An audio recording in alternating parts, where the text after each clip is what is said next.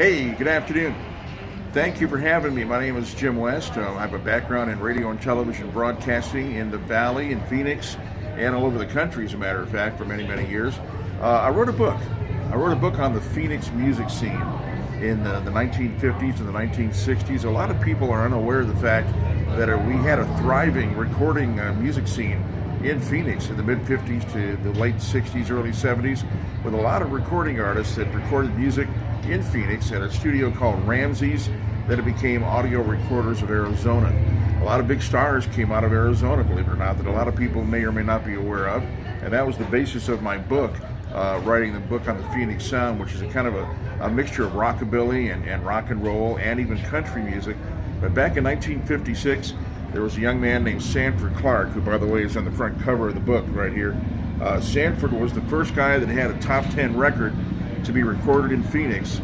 The song was written by Lee Hazelwood, who was a producer at the time, who went on to record with Nancy Sinatra and wrote the song These Boots Are Made for Walking.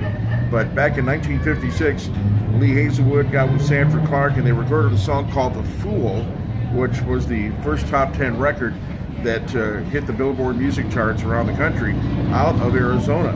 And a lot of people started paying attention to Phoenix and the recording scene back then after that happened. In 1958, a young man from Coolidge, Arizona named Duane Eddy started his career in Phoenix, recording at that same recording studio, and did a song called Rebel Rouser, which went on to become a million-selling record. So the floodgates got opened up after that. Waylon Jennings hit town in the early 60s, started recording at Audio Recorders as well as performing at local nightclubs. Waylon, of course, went on to become a major country music act and recorded with RCA Records for many years. Marty Robbins from Glendale, Arizona, started his career in Phoenix in the 50s and was part of that Phoenix music scene. Another act is singer Buck Owens, who was, of course, on the old Hee Haw show for many years. He grew up in Mesa and, of course, did some early recordings in the 50s, and then, of course, went on to major stardom. We have other people, too, that were from Arizona that recorded, like Linda Ronstadt, and, of course, people like Alice Cooper, Stevie Nicks, the rock and roll people, and country and rock and roll, even some R&B music with a group called Dyke and the Blazers and the Tads.